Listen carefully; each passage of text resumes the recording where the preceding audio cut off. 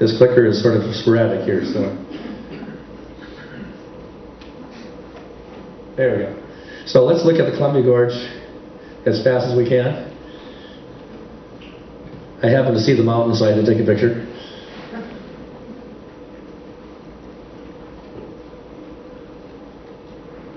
Well, one of the first things we looked at, because the community food assessment, the county itself, the Gorge Grown Network itself had focused on the needs of low-income people in the area.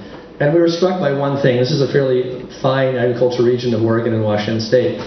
But we also found that, in fact, almost a third of the population earned less than 185% of the poverty line, which is the level at which children qualify for free or reduced school lunches. And we wondered how it would be possible in an agricultural region that really had thriving organic farms and big export markets to have one-third of the population unsure of where to eat. It just seemed like a very big dilemma for our ways of thinking about agriculture and our ways of settling into a better way of life in the region. So that was one of the questions that troubled us as we went forward.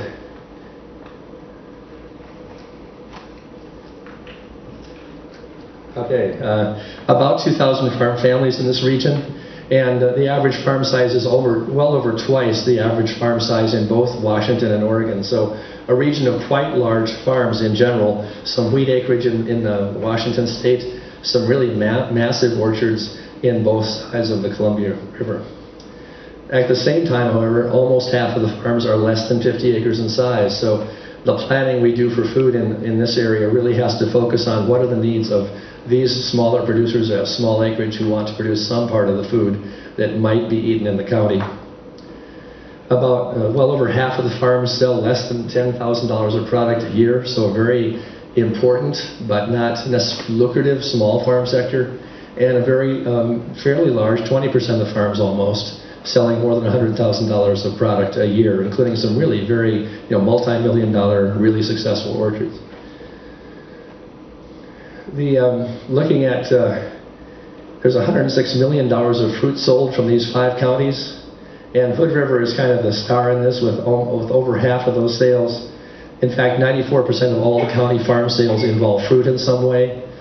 It's the first in the United States for pear production, ranks nationally in cherry production, second in the state of Oregon for apples, and really has no farms that are really over 1,000 acres. But a very productive fruit sector in that county alone.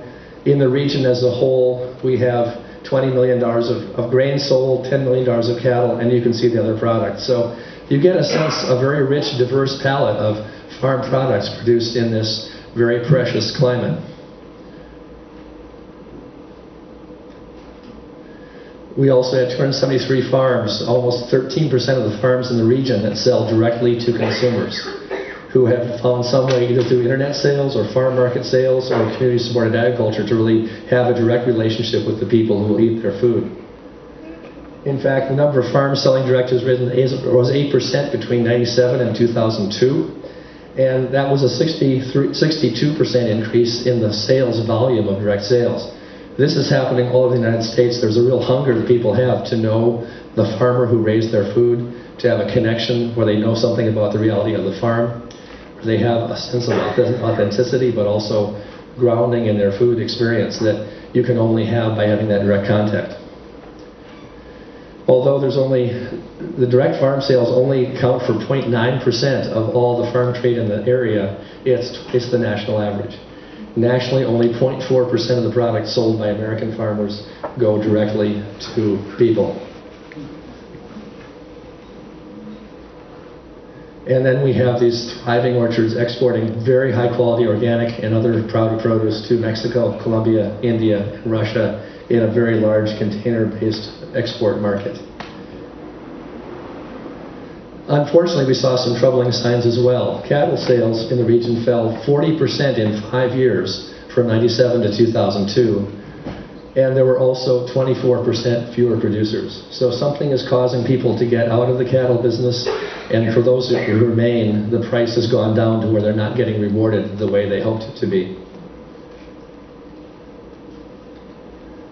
Well, to flesh in these very sort of simple, shallow, factual details, I'd like to now turn to some charts I can develop using data from the Bureau of Economic Analysis, which is kind of the best data we have for county economies around the country. And this data shows 40-year trends in agriculture, the production costs, the cash income for farmers that really I find very illuminating in everywhere I've gone. It also allows me to kind of look at what are the reasons that farmers are doing better or worse over time. So I'm going to show you now for all those 2,011 farms, 2,111 farms in the region, how their prosperity has gone since 1969. This chart is that chart. The orange line here shows how much farmers have sold their product for since 1969 every year. And you see some very good signs of rising sales, some ups and downs, but basically a general trend upward at least until 1997. And after that, we've had some declines and kind of a steadying off. So real growth, real new opportunities, but also some sign that it's kind of disappearing on the farmers. The maroon line shows how much the farmers have had to pay to produce crops and livestock. And you see a very steady rising trend upward that has not abated at all. If you subtract the expenses from the income, you get this red line, which is I call the farm production balance, which shows when it goes below zero, it shows that farmers are actually spending more than they bring in farming. Remember the largesse of the export markets? Remember the hundreds of millions of dollars of production in this region?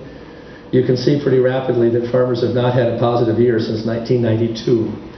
Each of those years they've spent more money farming than they got in from the market.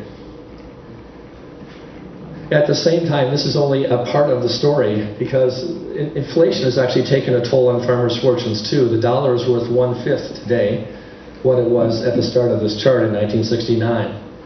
So to tell them more, I actually like to adjust these numbers for inflation because it gives us a way of answering a slightly different question, which is how hard does a farmer or a family have to work today to earn $1 compared to 38 years ago?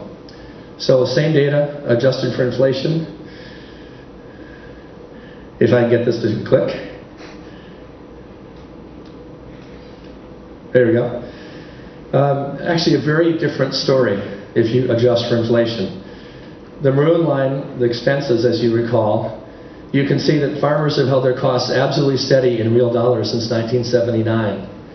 This is a very good indication that farmers are extremely good managers. They've held their costs absolutely to the bone. You remember how they're rising? Farmers are doing well to kind of keep spending the same amount today that they were in 1979. Unfortunately, when you adjust for inflation, the good income days of the 1970s look even higher, and the decline looks even worse. So we have a couple of years of good prosperity in 73, 74, but basically after that was over, a pretty steady erosion of the fortunes of farmers. Now some of this involves farmers who've given up farming, so we have fewer farmers. Some of this involves declining price margins for products. I don't know all the causes because we haven't had time to really investigate that closely. I'd like to point out one thing though, that in 1973-74, the 2 years that were pretty good, when farming brought in a surplus of $200 million almost for 2 years in a row. That happened basically because of a surprise event from the Soviet Union and from the Middle East. The OPEC nations in 1973 raised the price of oil to what we thought was the unimaginably high value of $40 a barrel in current dollars. We'd be pretty thrilled with that price today. But at that time, we were very scared. We had lineups at the gas stations. People couldn't buy gasoline or had to wait 2 hours to get it.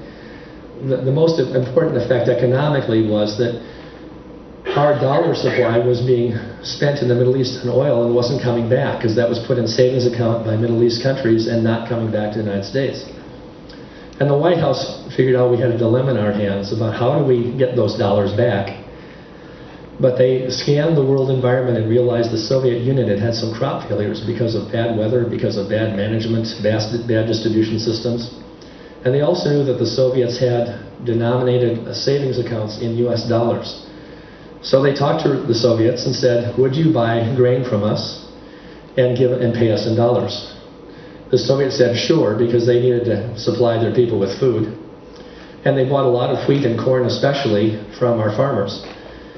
that really resulted in a huge increase in sales for 2 years, and an increase in grain sales meant increasing animal livestock sales, so it really had a big effect of increasing farmer income for 2 years. Unfortunately, in 1974, Russia, the Soviet Union, came to us and said, well, we don't need to buy grain from you because we've restored our own ability to produce food for ourselves. They cut off sales very rapidly, and suddenly we had big stockpiles of corn that we had planted hoping to sell to Russia that we could not sell. We had grain elevators in the Midwest piled with corn on the street because there was no place to store it. And of course, what happens when you have a surplus of product that you cannot sell? The price is tremendously depressed. The prices went way down, farmers' income went way down, and it really became really kind of lower income than they had before that little event happened.